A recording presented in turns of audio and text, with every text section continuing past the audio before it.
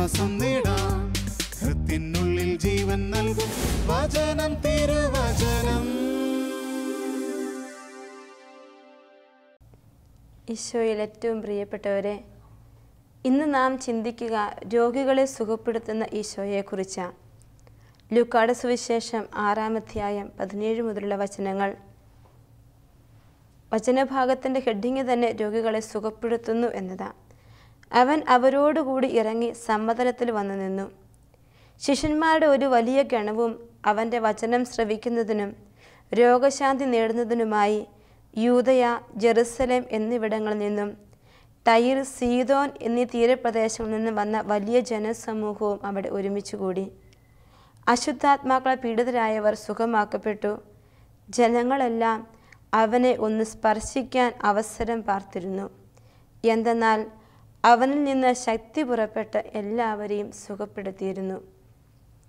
ആരൊക്കെ യേശുവിനെ തൊട്ടോ, ആരൊക്കെ യേശുവിൻ്റെ അടുത്ത് ചെന്നോ, ആരൊക്കെ യേശുവിനെ ഒരു നോക്ക് കണ്ടോ, ആരൊക്കെ യേശുവിൻ്റെ വചനം ശ്രവിച്ചോ, അവരെയൊക്കെ ഈശോ സുഖപ്പെടുത്തുന്നതായിട്ട് വിശുദ്ധ ഗ്രന്ഥത്തിൽ നാം വായിക്കുക.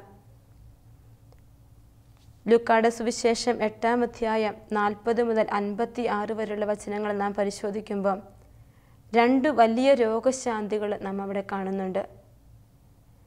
ഈശോയുടെ രോഗസൗഖ്യം നമുക്ക് വേണമെങ്കിൽ ഹൃദയത്തിൽ വലിയ ഒരു വിശ്വാസം ഉണ്ടാവണം. കാരണം ഒരു അന്ധനായ മനുഷ്യൻ വന്നിട്ട് പറയുന്നുണ്ട്, കർത്താവേ, എനിക്ക് കാഴ്ച കിട്ടണമെന്ന്. അപ്പോൾ ഈശോ ചോദിക്കുകയാ, എനിക്കിത് ചെയ്തു തരാൻ കഴിയുമെന്ന് നീ വിശ്വസിക്കുന്നോ എന്ന്. വിശ്വസിക്കുന്നു എന്ന് പറഞ്ഞപ്പം ഈശോ അവനെ സൗഖ്യപ്പെടുത്തുന്നതായി നാം വിശുദ്ധ ഗ്രന്ഥത്തിൽ കാണുകയാണ്. വിശ്വാസമില്ലെങ്കിൽ നീ യേശുവിൻ്റെ അടുക്കലേക്ക് പോവില്ല. നീ യേശുവിൻ്റെ വചനം ശ്രവിക്കുകയുമില്ല, യേശുവിൻ്റെ സൗഖ്യം വിട്ട് അനുഭവിക്കുകയുമില്ല. അപ്പോൾ ഈശോയുടെ സൗഖ്യം നിനക്ക് വേണമെങ്കിൽ, ഈശോയുടെ കരുണ നിനക്ക് വേണമെങ്കിൽ നിൻ്റെ ജീവിതത്തിൽ വിശ്വാസമുണ്ടാവണം. രക്തസ്രാവക്കാരി സ്ത്രീ 12 വർഷക്കാലം രോഗത്തിൻ്റെ വലിയ പീഡനങ്ങൾ അനുഭവിച്ച വ്യക്തിയാണ്. മറ്റവരുടെ മുൻപിൽ സ്വതന്ത്രമായിട്ടൊന്നും നടക്കാൻ പോലും പറ്റാത്ത അവസ്ഥയിൽ വലിയ അപമാന ഭാരവുമായി വേദനകൾ ഉള്ളിൽ പേറി നടക്കുന്ന ഒരു സ്ത്രീ. അവൾക്കറിയാം അവനിൽ നിന്ന് ഒരു അത്ഭുത ശക്തി, യേശുവിൽ നിന്നൊരു അത്ഭുത ശക്തി കടന്നു വരും. അവൻ്റെ വസ്ത്രത്തിലൊന്ന് തൊടണമെന്ന് മാത്രം ആഗ്രഹിച്ച് ജനക്കൂട്ടത്തിന് നടുവിൽ പോയി അവളൊന്ന് തൊടുകയാണ്.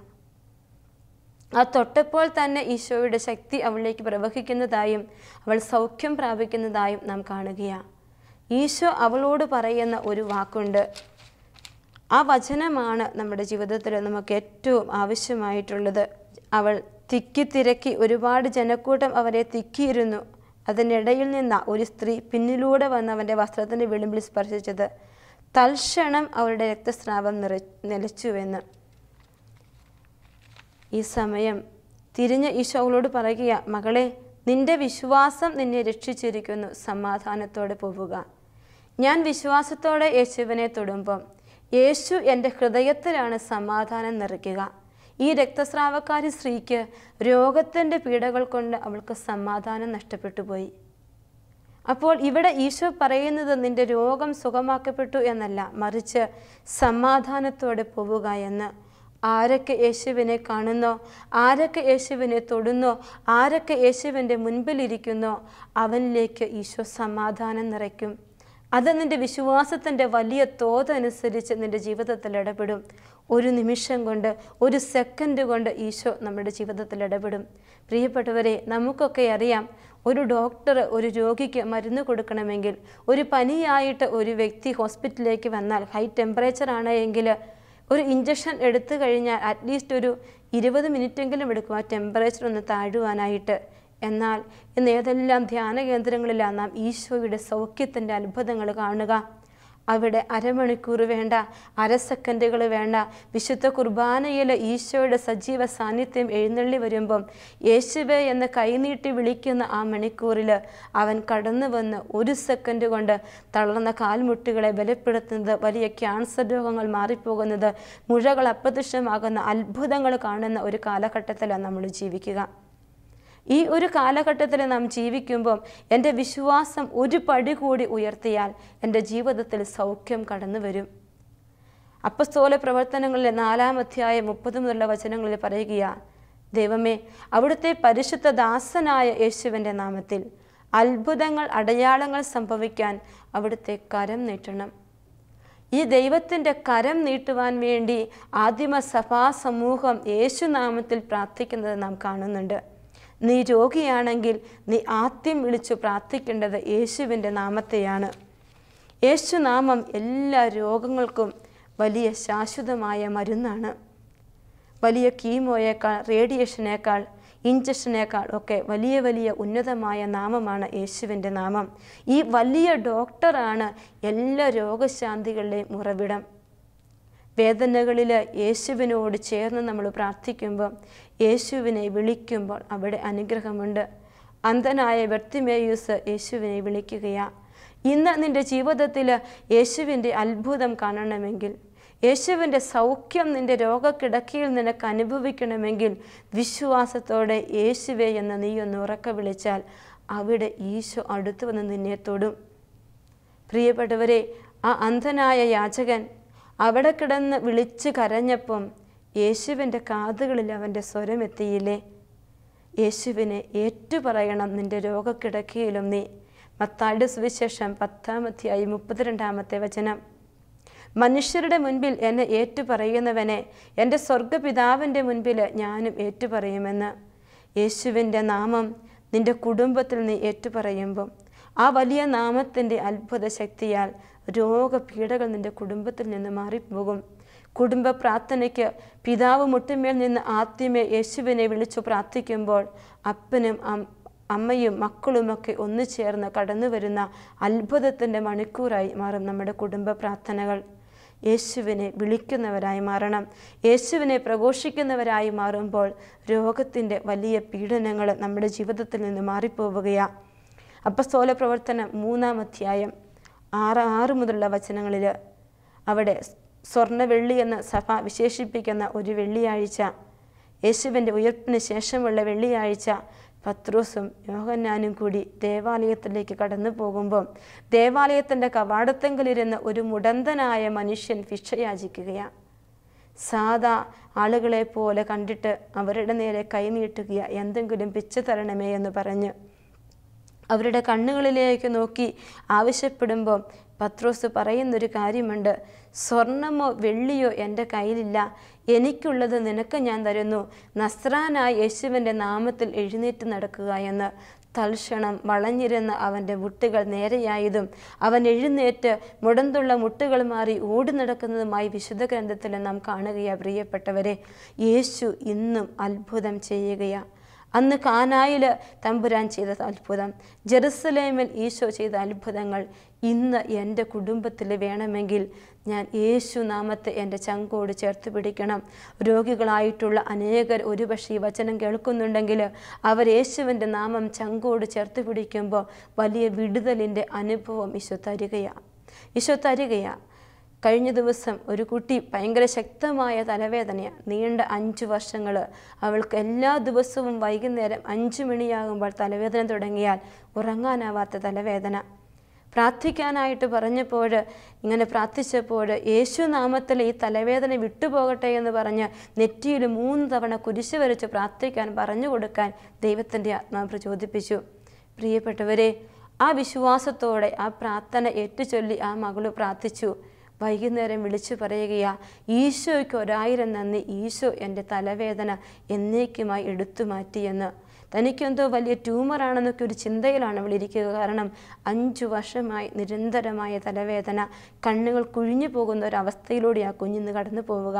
അപ്പോൾ അവിടെ യേശുവിൻ്റെ നാമത്തിൻ്റെ ശക്തി, 1 സെക്കൻഡ് കൊണ്ട് സുഖപ്പെടുത്തുന്ന യേശുനാമത്തിൻ്റെ ശക്തി ഞാനും നിങ്ങളുമൊക്കെ സ്വന്തമായി സ്വീകരിക്കണം. എൻ്റെ ജീവിതത്തിൻ്റെ കുഞ്ഞു കുഞ്ഞു രോഗപീഠകളിൽ പോലും യേശുനാമത്തിൻ്റെ അത്ഭുത ശക്തി പ്രകടമാകാൻ ഞാൻ അനുവദിക്കണമെന്നുള്ളതാണ് രോഗസൗഖ്യം നേടാൻ എൻ്റെ ജീവിതത്തിൽ ഏറ്റവും ആവശ്യമായൊരു യോഗ്യത. ഈശോയുടെ നാമത്തിൻ്റെ ശക്തി പോലെ തന്നെയാണ് യേശുവിൻ്റെ രക്തത്തിലുള്ള യോഗ്യത എന്ന് പറയുക. യേശുവിൻ്റെ രക്തത്തോട് ആരൊക്കെ പ്രാർത്ഥിക്കുന്നു, ഏതൊക്കെ രോഗി യേശുവിൻ്റെ രക്തം എൻ്റെ മേൽ തളിക്കണമേ എന്ന് പ്രാർത്ഥിക്കുന്നു, അവരുടെ മേൽ രോഗപീഠകളിൽ നിന്നുള്ള മോചനം ഉണ്ടാവുകയാണ്. 1 യോഹന്നാൻ്റെ പുസ്തകം 1-ാം അധ്യായം 7-ാം വാക്യം, അവൻ്റെ രക്തം നമ്മെ എല്ലാ പാപങ്ങളിൽ നിന്നും അശുദ്ധിയിൽ നിന്നും മോചിപ്പിച്ചിരിക്കുന്ന വചനത്തിൽ എഴുതി വെച്ചിട്ടുണ്ട്. റോമാക്കാർക്ക് എഴുതിയ ലേഖനം 3-ാം അധ്യായം 25 മുതൽ 26 വരെയുള്ള വചനങ്ങൾ. വിശ്വാസം വഴി സംലബ്ധമാകുന്ന രക്തം കൊണ്ടുള്ള പാപപരിഹാരമായി ദൈവം അവനെ നമുക്ക് നിശ്ചയിച്ചു തന്നുവെന്ന്. പ്രിയപ്പെട്ടവരെ, യേശുവിൻ്റെ രക്തം നമ്മുടെ ശരീരത്തിലേക്ക് കടന്നു വരും, നമ്മുടെ ജീവിതത്തിലേക്ക് കടന്നു വരും. ഇന്ന് വരെ കാണാത്ത അത്ഭുതം നിൻ്റെ കണ്ണുകൾ കാണും. ഒരു കുടുംബത്തിലെ തമ്പുരാൻ തൻ്റെ തിരുരക്തത്തിൻ്റെ അഭിഷേകം കൊണ്ട് ചെയ്ത ഒരു അത്ഭുതത്തിൻ്റെ അനുഭവം പങ്കുവയ്ക്കാം. ഓർക്കുന്നു, അവർ വലിയ വേദനയിൽ ദുഃഖത്തിലുള്ള വിവാഹം കഴിഞ്ഞ് 3 വർഷമായതേ ഉള്ളൂ. ഒരു കുഞ്ഞിന് വേണ്ടി അവർ ആഗ്രഹിച്ച് പ്രാർത്ഥിച്ചു കൊണ്ടിരിക്കുമ്പോൾ ഭർത്താവിൻ്റെ ബ്ലഡ് ഒന്ന് പരിശോധിക്കാനായിട്ട് പറഞ്ഞു. ബ്ലഡ് പരിശോധിക്കുന്ന സമയത്ത് കാണുകയാണ് അദ്ദേഹത്തിൻ്റെ ബ്ലഡിൽ അയണിൻ്റെ അംശം ഒരുപാട് കൂടുതലാണ് എന്ന്. വീണ്ടും ഓരോരോ ടെസ്റ്റുകൾ അവരിങ്ങനെ ചെയ്തുകൊണ്ടിരിക്കുകയാണ്. അവസാനം ടെസ്റ്റ് ചെയ്തപ്പോൾ മനസ്സിലായി ബ്ലഡ് ക്യാൻസറാണ് എന്ന്. 4 ടെസ്റ്റിലും ബ്ലഡ് ക്യാൻസറാണെന്ന് തിരിച്ചറിഞ്ഞപ്പോൾ കണ്ണുനീരോടെ അവർ പ്രാർത്ഥിക്കുകയാണ്. ധ്യാന കേന്ദ്രങ്ങളിലേക്കെല്ലാം പ്രാർത്ഥനയ്ക്ക് അയച്ചിരിക്കുകയാണ്. അപ്പോൾ അവരോട് പ്രാർത്ഥിക്കുന്ന ഒരു വ്യക്തി ഇങ്ങനെ പറഞ്ഞു, യേശുവിൻ്റെ രക്തം എൻ്റെ ഭർത്താവിൻ്റെ ബ്ലഡിലേക്ക് കലർത്തണമേ എന്ന് പ്രാർത്ഥിച്ചു കൊള്ളാൻ. വിശ്വാസത്തോടെ അവർ പ്രാർത്ഥിച്ചു. ഇനി അവസാനം ഒരു ടെസ്റ്റ് കൂടിയുണ്ട്. 5ാമത്തെ ടെസ്റ്റിന് വേണ്ടി അവർ ബ്ലഡ് കൊടുത്തിട്ട് ആ പ്രാർത്ഥനയിൽ തുടർന്നു കൊണ്ടിരിക്കുക.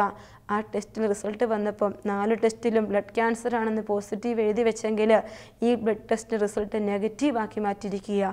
പുതിയ രക്തം തമ്പുരാൻ ആ മകന് വെച്ചു കൊടുത്തിരിക്കുകയാണ്. യേശുവിൻ്റെ രക്തം നമ്മുടെ ശരീരത്തിൻ്റെ ഓരോ മേഖലകളെയും ശുദ്ധീകരിക്കും. യേശുവിൻ്റെ രക്തം എല്ലാ അശുദ്ധിയിൽ നിന്ന് നമ്മെ മോചിപ്പിക്കും, രോഗപീഠകളിൽ നിന്ന് നമ്മെ മാറ്റിമറിക്കും. ഈ ഒരു വലിയ രക്തത്തിൻ്റെ അഭിഷേകം നമ്മുടെ കുടുംബത്തിൽ വേണം. ഓർക്കണം, രോഗികൾ ഈ മണിക്കൂറിൽ ഇങ്ങനെ പ്രാർത്ഥിക്കണം. ഗത്സമനയിൽ തമ്പുരാൻ ഏകാന്തതയിൽ പ്രാർത്ഥിക്കുക, പിതാവേ കഴിയുമെങ്കിൽ ഈ പാനപാത്രം എന്നിൽ നിന്ന് അകന്നു പോകട്ടെ എന്ന്.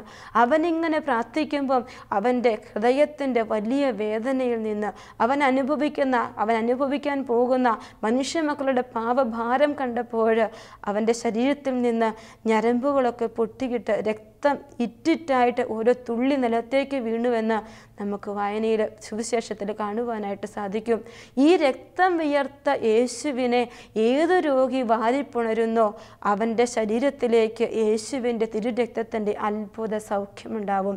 ഒരു തുള്ളി പോലും നിലത്ത് വീണു പോകാതെ അത് മുഴുവൻ നീ സ്വീകരിക്കണം.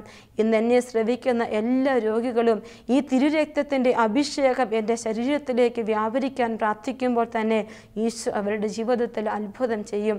വിശ്വാസത്തോടെ പ്രാർത്ഥിക്കുമ്പോൾ രോഗസൗഖ്യം തിരുരക്തത്തിലൂടെ നമുക്ക് ലഭിക്കുകയാണ്. വീണ്ടും ഈശോ രോഗികളെ സുഖപ്പെടുത്തിയ തമ്പുരാൻ ഇന്ന് നമ്മുടെ ഈ കാലഘട്ടത്തിൽ രോഗികളെ സുഖപ്പെടുത്തുവാൻ അവൻ്റെ തിരുമുറിവിൻ്റെ യോഗ്യത അവൻ ഉപയോഗിക്കുന്നുണ്ട്. ഐസ്യാ പ്രവാചകന്റെ പുസ്തകം 53-ാം അധ്യായം 5-ാം വചനം, അവൻ്റെ മുറിവിനാൽ നാം സൗഖ്യം പ്രാപിച്ചിരിക്കുന്നുവെന്ന്. യേശുവിൻ്റെ മുറിവിനാൽ നാം സൗഖ്യം പ്രാപിച്ചിരിക്കുന്നു. യേശുവിൻ്റെ തിരുമുറിവിലേക്കൊന്ന് നോക്കിക്കേ, എന്തുമാത്രം ആഴപ്പെട്ട മുറിവുകൾ അവൻ്റെ ശരീരത്തിൽ. അവൻ്റെ കൈകളിൽ വലിയ ചാല് കീറിയ പോലുള്ള 2 മുറിവുകൾ, അവൻ്റെ കാലിൽ ചാല് കീറിയ പോലുള്ള 2 മുറിവുകൾ, പിളർക്കപ്പെട്ടിരിക്കുന്ന ഹൃദയം. ഈ തിരുമുറിവിൻ്റെ യോഗ്യത നമ്മുടെ ജീവിതത്തിൽ അത്ഭുതകരമായ അനുഭവങ്ങൾ ഈശോ ചെയ്തു തരും. ഈശോ തൊടും, ഈശോ അനുഗ്രഹിക്കും. ഇന്ന് ഓരോ സ്ഥലത്തും അത്ഭുതങ്ങൾ നടക്കുന്നെങ്കിൽ അവിടെ യേശുവിൻ്റെ തിരുമുറിവിൻ്റെ അത്ഭുതമാണ് അവിടെ നടക്കുക. പ്രിയപ്പെട്ടവരെ, ഈ തിരുമുറിവിൻ്റെ യോഗ്യത കൊണ്ട് എൻ്റെ ജീവിതത്തിൽ ഇടപെടണമെന്ന് ഈശോ മുറിഞ്ഞതാണ് വിശുദ്ധ കുർബാനയിൽ. മുറിഞ്ഞ് പിച്ചി ചീന്തയതാണ് വിശുദ്ധ കുർബാനയിൽ. നീ രോഗിയാണെങ്കിൽ നീ വിശുദ്ധ കുർബാനയിൽ പങ്കെടുക്കുമ്പോൾ ആ മുറിയപ്പെട്ട യേശുവിൻ്റെ ശരീരത്തോട് നിൻ്റെ ശരീരത്തിൻ്റെ രോഗഭാഗങ്ങളെ ചേർത്ത് വെച്ച് പ്രാർത്ഥിക്കുമ്പോൾ ആ മുറിവിലൂടെയുള്ള ഒരു അത്ഭുത സൗഖ്യമുണ്ടാവും. അതാണ് ലുക്കായുടെ സുവിശേഷം 6-ാം അധ്യായത്തിൽ നാം കണ്ടത്. അവനിൽ നിന്ന് ശക്തി പുറപ്പെട്ട് എല്ലാവരെയും സുഖപ്പെടുത്തിയിരുന്നുവെന്ന്. യേശുവിൻ്റെ അത്ഭുത ശക്തി, തിരുമുറിവിൻ്റെ സൗഖ്യത്തിൻ്റെ ശക്തി നിനക്ക് വേണോ? നീ ആ മുറിവിനെ ആഴത്തോടെ വാരിപ്പുണരണം. യേശുവിൻ്റെ മുറിവിനെ സ്നേഹിച്ച വിശുദ്ധരെ ഒരുപാടുണ്ട്. ഇന്ന് ലോകത്തിൽ നാം കാണുന്നുണ്ട് അനേകം വിശുദ്ധരെ. ആ വിശുദ്ധരൊക്കെ യേശുവിൻ്റെ തിരുമുറിവിനെ ഒരുപാട് സ്നേഹിച്ചവരാ. തിരുമുറിവിലൂടെയുള്ള സൗഖ്യം, തിരുരക്തത്തിൻ്റെ സൗഖ്യം, തിരുനാമത്തിൻ്റെ സൗഖ്യം അത് ഈശോ നമുക്ക് തരും. നമ്മുടെ അവകാശമാണ്. കാരണം യേശു പറയുന്നുണ്ടല്ലോ, എൻ്റെ പിതാവ് എനിക്ക് നൽകിയിട്ടുള്ളവർ ആരും നഷ്ടപ്പെട്ടു പോകാതെ അവരെ എല്ലാവരെയും അന്ത്യദിനത്തിൽ ഉയർപ്പിക്കണമെന്നതാണ് എൻ്റെ പിതാവിൻ്റെ ഇഷ്ടമെന്ന്. എങ്കിൽ ഞാൻ ഇന്ന് രോഗപീഠകൾ കൊണ്ട് യേശുവിനെ മറന്ന് നിരാശയിലേക്ക് പോകാണ്ട എന്ന് ഈശോ ആഗ്രഹിക്കുന്നുണ്ടെങ്കിൽ, നീ വിശ്വാസത്തോടെ പ്രാർത്ഥിക്കുന്നെങ്കിൽ ഈശോ തൻ്റെ സൗഖ്യത്തിൻ്റെ അത്ഭുത ശക്തി നിൻ്റെ ജീവിതത്തിലേക്ക് തരും. ഈശോയുടെ കയ്യിലുള്ള മുറിവിൻ്റെ വലിയ സമ്പത്ത് ഈശോ നിനക്ക് തരും. നിൻ്റെ ജീവിതത്തെ രോഗസൗഖ്യ മേഖലയിലേക്ക് ഈശോ ആനയിക്കും. വിശ്വാസം വർദ്ധിപ്പിക്കും. നിനക്ക് സമാധാനം തരും ഈശോ. വീണ്ടും ഈശോയുടെ രോഗസൗഖ്യത്തിൻ്റെ മറ്റൊരു വലിയ മേഖല വിശുദ്ധ ഗ്രന്ഥത്തിൽ തന്നെ നാം വായിക്കുന്നുണ്ട്. അവൻ്റെ വചനം ശ്രവിക്കുവാൻ രോഗശാന്തി നേടുവാൻ. നീ യേശുവിൻ്റെ രോഗസൗഖ്യം നേടാൻ ആഗ്രഹിക്കുന്നുണ്ടെങ്കിൽ യേശുവിൻ്റെ വചനം നീ ശ്രവിക്കണം. യേശുവിൻ്റെ തിരുവചനം നിനക്ക് സ്വന്തമാവണം. വചനം എടുത്ത് എസെക്കിയേൽ പ്രവാചകന് തമ്പുരാൻ വെച്ചു കൊടുക്കുമ്പോൾ വചനത്തിൻ്റെ ചുരുള് എസെക്കിയേൽ പ്രവാചകൻ ഭക്ഷിക്കുക. 3-ാമത്തെ അധ്യായം എസെക്കിയേൽ 3:8 മുതലുള്ള വചനങ്ങളിലാണ് കാണുക. അത് മുഴുവൻ ഭക്ഷിച്ച ഈ എസെക്കിയേൽ പ്രവാചകൻ വചനം വഴി അസ്ഥികളുടെ താഴ്വരയിൽ പോയി നിന്ന് അനേകരെ ഉയർപ്പിക്കുന്നതായി നാം കാണുന്നുണ്ട്. എങ്കിൽ യേശുവിൻ്റെ വചനം എൻ്റെ ജീവിതത്തിൽ അത്ഭുതമായി മാറണം. യേശുവിൻ്റെ വചനം എൻ്റെ ജീവിതത്തിൽ അനുഗ്രഹമായി മാറണം. ഒരു വ്യക്തി പ്രാർത്ഥിക്കുവാനായിട്ട് കടന്നു വന്നപ്പം നാളുകളായിട്ട് മുട്ടിന് ശക്തമായ നീരും വേദനയുമാണ്. അപ്പോൾ പ്രാർത്ഥിക്കുന്ന സമയത്ത് തമ്പുരാൻ വചനം പറയുക, ജ്ഞാനം 16:12 മരുന്നോ ലേപന വിഷതമോ അല്ല, എല്ലാവരെയും സുഖപ്പെടുത്തുന്ന അവിടുത്തെ വചനമാണ് അവരെ സുഖപ്പെടുത്തിയതെന്ന്. ഈ വചനം ഒരു പേപ്പറിലേക്ക് എഴുതിയിട്ട് രോഗമുള്ള ഭാഗത്ത് ഒട്ടിച്ചു വെച്ചിട്ട് പ്രാർത്ഥിച്ചു കൊള്ളൂ, 13 ദിവസങ്ങൾക്കുള്ളിൽ നിന്റെ രോഗപീഠ വിട്ടുപോകുമെന്ന് ഈശോ അറിയിക്കുന്നു എന്ന് പറഞ്ഞു. വിശ്വാസത്തോടെ അന്ന് തന്നെ ചെന്നിട്ട് ഈ വചനം ഒരു പേപ്പറിലേക്ക് എഴുതിയിട്ട് എവിടെയാണോ വേദന, മുട്ടിനാണല്ലോ വേദന, അവിടെ ഇങ്ങനെ ഒട്ടിച്ചു വെച്ചിട്ട് പ്രാർത്ഥിച്ചു തുടങ്ങുകയാണ്. 10-ാം ദിവസം മുട്ടുകുത്താൻ പറ്റാതെ ശരിക്കും നടക്കാൻ പറ്റാത്ത വ്യക്തിയുടെ മുട്ടിനെ യേശുവിൻ്റെ വചനം സൗഖ്യപ്പെടുത്തി. പ്രിയപ്പെട്ടവരെ, ഹെബ്രായരുടെ പുസ്തകം 4-ാം അധ്യായം 12-ാമത്തെ വചനത്തിൽ എഴുതി വെക്കുന്നു, യേശുവിൻ്റെ വചനം സജീവവും ഊർജ്ജസ്വലവുമാണ്. അത് ഇരുതല വളയിനേക്കാൾ മൂർച്ചയേറിയത്, മജ്ജയിൽ സന്ധിയിൽ തുളച്ചു കയറി ഹൃദയത്തിൻ്റെ വികാരങ്ങളെയും വിചാരങ്ങളെയും വിവേചിക്കുന്നതാണെന്ന്. ഈ വചനം നിൻ്റെ ജീവിതത്തിൽ രോഗപീഠകളിൽ തളർന്നുപോയ നട്ടെല്ലുകളിലേക്ക് തുളച്ചു കയറും. എത്രയോ തളർവാദ രോഗികളാ യേശുവിൻ്റെ വചനത്തിൻ്റെ അത്ഭുത സൗഖ്യം കൊണ്ട് എഴുന്നേറ്റ് നടന്നിരിക്കുക. നിനക്ക് യേശുവിൻ്റെ വചനത്തിൻ്റെ സൗഖ്യം വേണോ? അവൻ്റെ വചനം ശ്രവിക്കണം, അവൻ്റെ വചനം നീ വായിക്കണം. ഈ വചനം നീ മറ്റൊരിടത്ത് മാറ്റിവെക്കരുത്. പല കുടുംബങ്ങളിലും ചെല്ലുമ്പോൾ കാണും ബൈബിൾ എവിടെയോ ഒരു സ്ഥലത്ത് വെച്ചിരിക്കുകയാണ്. ചില വ്യക്തികൾക്ക് വേണ്ടി പ്രാർത്ഥിക്കുമ്പോൾ കാണും ബൈബിൾ പെട്ടിയിൽ ഇങ്ങനെ അടച്ചുപൂട്ടി വെച്ചിരിക്കുന്നു, പുറത്ത് ഇങ്ങനെ പൊടി പിടിച്ചിരിക്കുന്ന അവസ്ഥ. ബൈബിൾ വായിക്കാറുണ്ടോ എന്ന് ചോദിക്കുമ്പോൾ പറയും, വല്ലപ്പോഴും ഒന്ന് വായിക്കാറുണ്ട്. യുവതലമുറ വചനത്തെക്കുറിച്ച്, യേശുവിൻ്റെ വചനത്തിൻ്റെ ശക്തിയെക്കുറിച്ച് അജ്ഞരാ. മറ്റു പല കാര്യങ്ങളെക്കുറിച്ച് അവർ വലിയ തീഷ്ണതയുള്ളവരാ. ഇന്ന് നമ്മുടെ കുടുംബത്തിൽ യേശുവിൻ്റെ വചനത്തിന് സ്ഥാനം കൊടുക്കുമ്പോൾ, യേശുവിൻ്റെ വചനം ഭക്ഷിക്കുമ്പം നിൻ്റെ ജീവിതത്തിൽ രോഗപീഠകൾ മാറിപ്പോവുകയാണ്. വചനത്തിൻ്റെ അത്ഭുത സൗഖ്യങ്ങൾ ഈശോ നിൻ്റെ കുടുംബത്തിലേക്ക് തരും. പ്രാർത്ഥിക്കണം ആഗ്രഹത്തോടെ, ഈശോ ഈ വചനം എൻ്റെ ജീവിതത്തിൽ നിറവേറ്റണം, ഈ വചനം എൻ്റെ ജീവിതത്തിൽ നീ അനുഗ്രഹമാക്കി മാറ്റണമെന്ന് പ്രാർത്ഥിക്കണം. ലൂക്കായുടെ സുവിശേഷം നാം ആദ്യം വായിച്ചു കേട്ടത് ഇങ്ങനെയാണ്, അശുദ്ധാത്മാക്കളാൽ പീഡിതരായവർ സുഖപ്പെട്ടുവെന്ന്. ചില പാപത്തിൻ്റെ കെട്ടുകളിൽ, ചില തിന്മയുടെ പീഡകളിൽ അകപ്പെട്ടിരിക്കുന്ന മക്കളുണ്ടാവും. യേശുവിൻ്റെ വചനത്തിൻ്റെ അത്ഭുത ശക്തിയാൽ ഈ പീഡ വിട്ടുപോകട്ടെ എന്ന് പറഞ്ഞ് പ്രാർത്ഥിക്കുമ്പം കാണാറുണ്ട് 8, 10, 20 വർഷങ്ങളായിട്ട് വലിയ മുറിവുകൾ, ആഴപ്പെട്ട മുറിവുകളായിട്ട് ഉണങ്ങാത്ത വ്രണങ്ങളുമായി കഴിയുന്നവരുടെ മേൽ ഈശോ ആ സമയം തന്നെ സൗഖ്യം കൊടുക്കുന്നത്. പ്രിയപ്പെട്ടവരെ, വചനത്തിൻ്റെ അത്ഭുത ശക്തി വലുതാണ്. ആ ഒരു അനുഗ്രഹം നമുക്ക് വേണം. അതിനു വേണ്ടി പ്രാർത്ഥിക്കണം. ആരൊക്കെ രോഗികളാണോ അവർക്ക് 4 വലിയ അനുഗ്രഹങ്ങൾ ഈശോ തന്നിട്ടുണ്ട്. നിന്റെ മുൻപിൽ തന്നെയുണ്ട്. യേശുവിൻ്റെ നാമം ഏറ്റുപറഞ്ഞ് പ്രാർത്ഥിക്കണം. യേശുവിൻ്റെ വചനം നീ ചങ്കോട് ചേർത്ത് വെച്ച് പ്രാർത്ഥിക്കണം.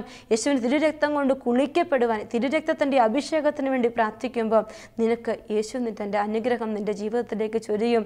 അതിലുപരി രോഗമുള്ള വ്യക്തികൾ ഈശോയുടെ തിരുമുറിവിൽ ഒളിച്ചിരിക്കട്ടെ.